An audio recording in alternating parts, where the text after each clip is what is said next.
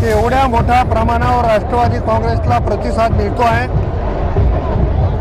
विरोधकाच्या पायाखालची वाळू आता घसरत चाललेली आहे आणि ते स्वतःला फार मोठं समजत आहेत। ते प्रत्येक ठिकाणी सांगायला लागलेत की सगळे मिळून माझ्यावर टीका करतात। आम्हाला टीका करायला कोणावरही वेळ नाही। चोराला चोर म्हणलं तर कोणाला वाईट वाटत असेल तर त्याला आमचा नाईलाज आहे। नांदेड महानगरपालिका क्षेत्रातल्या सगळ्या जागा बिल्डरच्या घशात कोणी घातल्या त्याचं उत्तर त्यांनी दिलं पाहिजे। आपोआप टीका करायचं कमी होईल। आम्ही टीका करत नाही, आम्ही विकासावर मत मागणारी राष्ट्रवादीचे कार्यकर्ते आहोत। परंतु गेल्या 25 वर्षात 30 वर्षात जे काही दिवे लावले ते समोर आहेत। जाहीरनाम्यामध्ये आपण बघितलं राजर्षी शाहू महाराजांचा पुतळा आम्ही उभा केला, होय। मग कोणी केला? काँग्रेसने केला का भाजपने केला? एखादा व्यक्ती दुसऱ्या पक्षात गेल्यामुळं तो पक्षापेक्षा मोठं दाखवण्याचा जो हा प्रयत्न आहे ती भारतीय जनता पक्षाची मंडळी ओळखून आहे।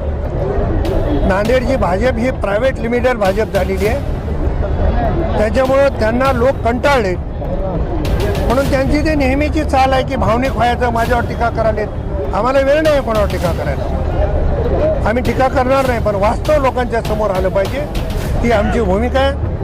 आदरणीय अजितदादा पवारांच्या नेतृत्वात, आदरणीय तटकरे साहेबांच्या नेतृत्वात नांदेड जिल्ह्यामध्ये राष्ट्रवादी काँग्रेस जिंकेल असा आम्हाला आत्मविश्वास आहे। मुख्यमंत्री देवेंद्र फडणवीस म्हणाले होते अशोक चव्हाणच्या नेतृत्वात नांदेडचा विकास झाला असे भाषणात बोलले। देवेंद्र फडणवीस साहेबांचं जर पूर्ण भाषण ऐकलं तर ते म्हणाले की 70 वर्षामध्ये डासाचं जे साम्राज्य झालंय नांदेडमध्ये ते पण दूर करायचे आहे। मग याचं क्रेडिट हे अशोक चव्हाणांनी घेतलं पाहिजे ना, आणि हे मुख्यमंत्री म्हणालेत।